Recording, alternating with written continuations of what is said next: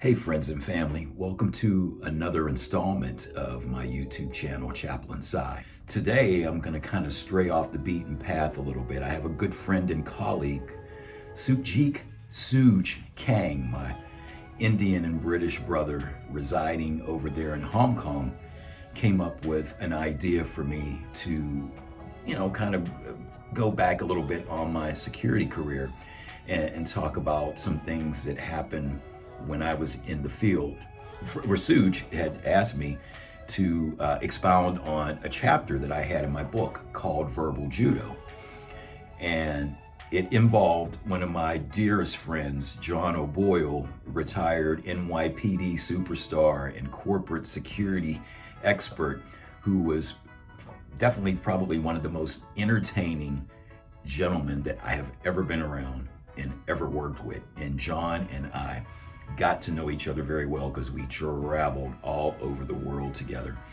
And back in 2009, I got a call from one of our clients and said, hey, we need a couple of individuals to go to India and do an assessment. The corporate client wanted to build these new wave cell phone towers over in India, and it was a partnership with an Indian mobile company, and they were going to build these new high-tech cell phone towers.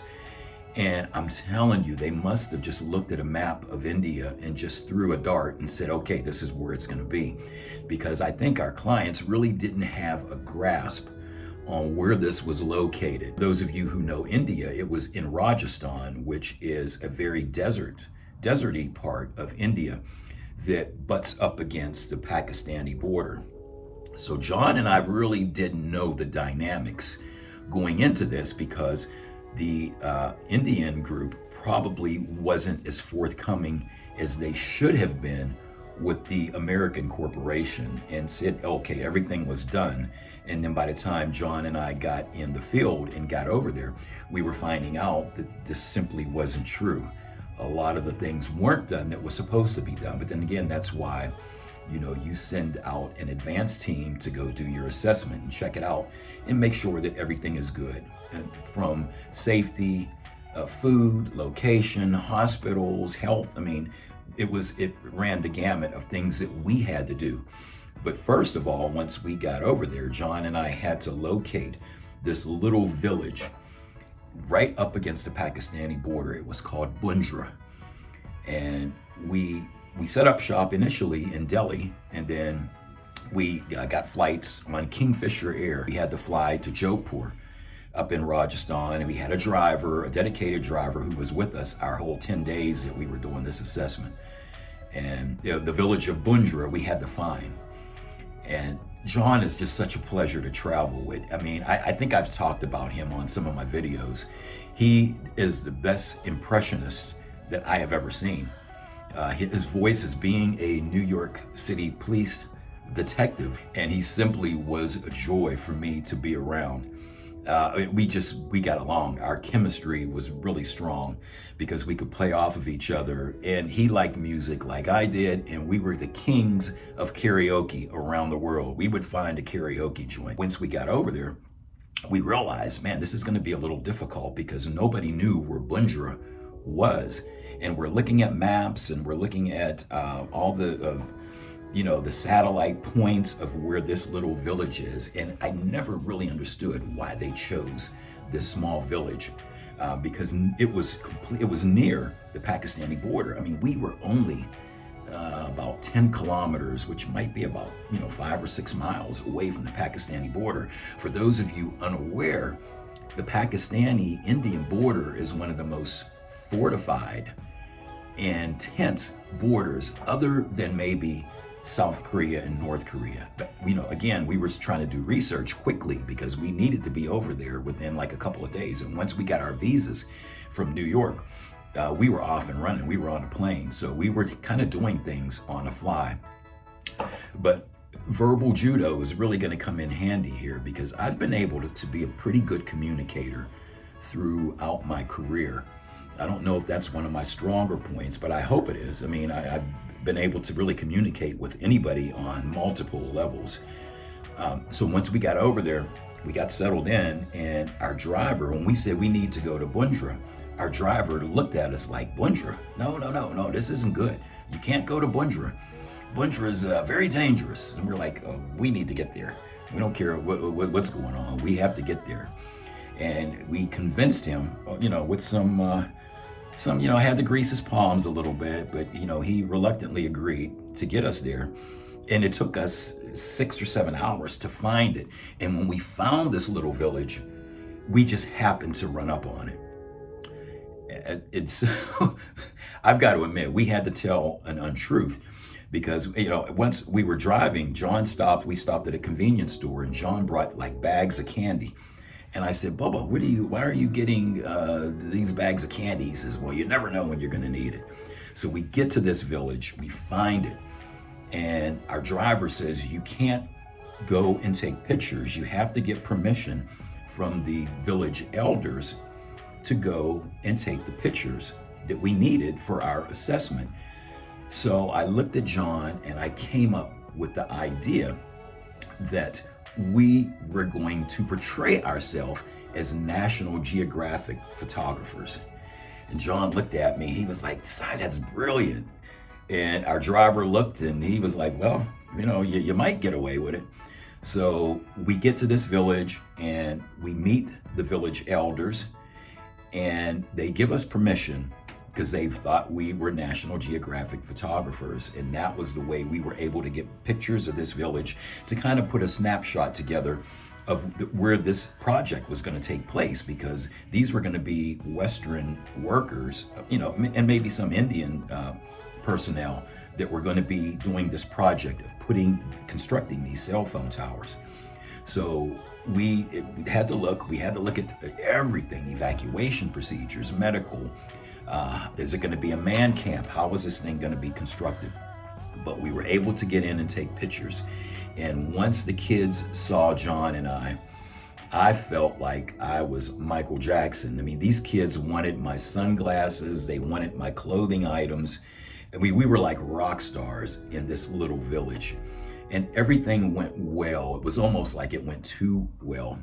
So we get back to our hotel, which was in Jaisalmer, I think is the way it's pronounced. And some of my folks that are familiar with Rajasthan in India might say I'm mispronouncing it, but I think it was Jaisalmer where we had our hotel set up, and that was our base of operation. So we get back to Jaisalmer. That following morning, we go to advance a medical facility, and we get there. And as we're getting ready, we're going to meet with the hospital administrator, the head guy of the hospital. But as we're walking in, we're taking pictures, which is normal for us to do. And there was a little stream of water, which was sewage that was seeping out of the building and off into a sewer area. And we're taking pictures of that. And I'm like, man, this looks like waste, human waste that's coming down this little stream. And we're taking pictures, and we get in, and the hospital administrator is very professional, very accommodating to us. He sits us in his office, and we're basically setting up what we're, the points that we're looking at this hospital for. We're looking at whether they have whole blood, whether it's a trauma center, which it was not. Yeah, it was nowhere near being a trauma center. And we were looking at it just maybe as an intermediary stop, in case there was some, not severe injuries, but just light injuries in case the personnel needed to be attended to at this hospital. So as we're in this administrator's office, there's only one chair. It's like a little plastic chair that somebody would have out in their yard. So John says, "Si, you sit down." So I sit in the chair, and John is directly behind me, and he's standing up. And I didn't realize at the time why, he was right behind me, but this was my brother looking out just in case, anything went sideways. And as we're talking with this administrator, one of his personnel comes in and whispers something into his ear, and this gentleman's demeanor had completely changed. He had this dark look in his eye, and he started screaming at us, and he was like, "What are you doing here? Who sent you here? Why are you taking pictures here? Who are you? What group are you from? Are you from one of the agencies in the US?" The guy's just going off on John and I. And John is sitting behind me, and he puts his hand on my shoulder, and I can feel him squeezing like, we're getting ready to get into something here. And the Indian military was also in the room with us. And I said, wow, here we go. I mean, are we going to get into a scrap? I mean, are we going to get shot in here, or what's going to happen? So I just went to my training of being able to effectively communicate. And I said, well, I'm sorry. I says, no. I says, we are a private group. We are representing the corporation. We are here to make sure that the operation, if it comes to be, can run successfully. And I said, there are so many things that we have to take into accountability as far as a medical. And I just went through all the steps with him. I said, first of all, we are not here for any ill will or any nefarious intentions. We are here strictly to make sure that there is a setup for our group when they come over here and start working to work on this project. I didn't get too far in depth of what the project was, because certainly it wasn't his business. However, I needed to, really massage this gentleman and let him know we're not here for any ill will. So I was able to talk him down, and I said, well, I said, this is the best thing that we can do. We just will not utilize this hospital.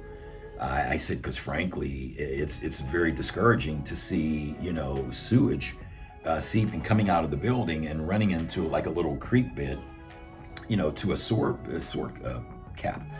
And I was able to basically get us out of that situation and get us out of there without, causing an international incident in India, for goodness sakes. That's the last thing that we wanted to do. And we were able to pull it off. I mean, we got out into the car, and both of us took a very, very deep breath and went back to our hotel and probably knocked out 3 or 4 bottles of wine that night. And we laughed about it, but at that time, it was serious. And we were able to get out of that situation.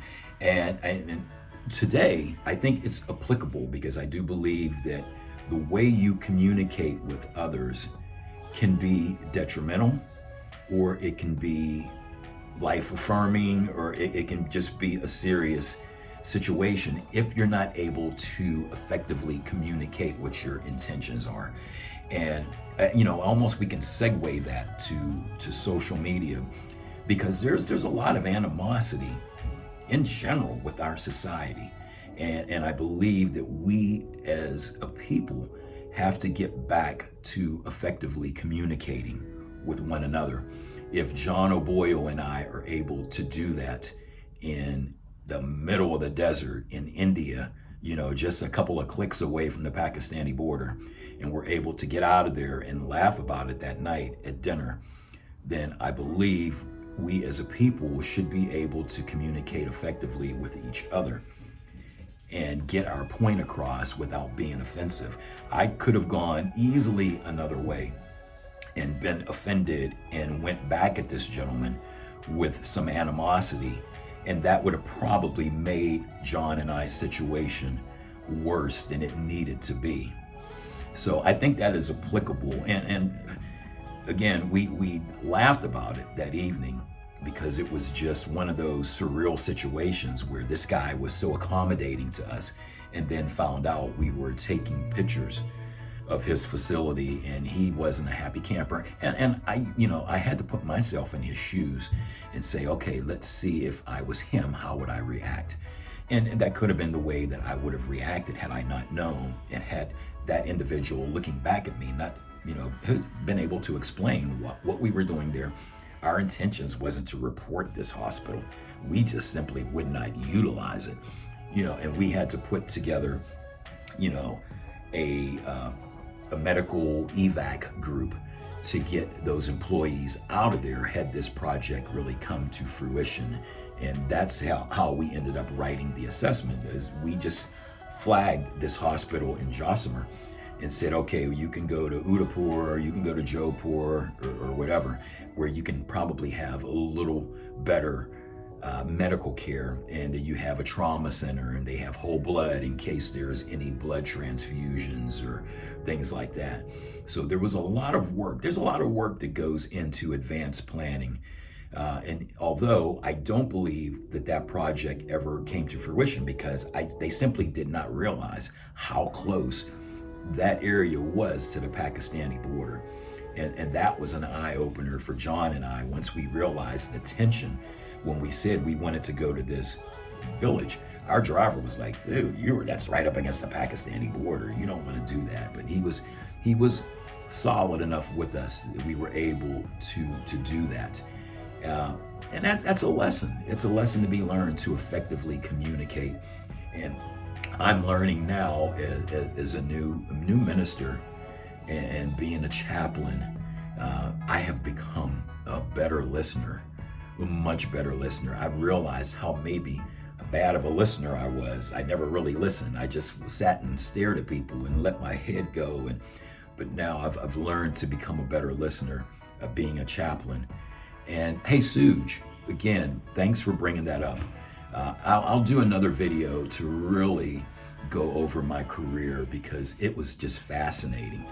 You know, I don't have the energy to complete the corporate smoke jumper, but I can take snippets out of the book and expound on them because it's very entertaining. Again, I had a front seat to view the world. And I like to call my National Geographic moments, which was many, many moments where I said, man, I can't believe I'm here and I'm doing the things I do. So God had blessed me early on to see the world and have an understanding on how the world works. I think sometimes folks here in the US can't appreciate the world because you haven't seen it and you haven't experienced it. And my only thing is I hope and pray that if you get the opportunity to travel abroad, that you take full advantage of it, because it's a big world.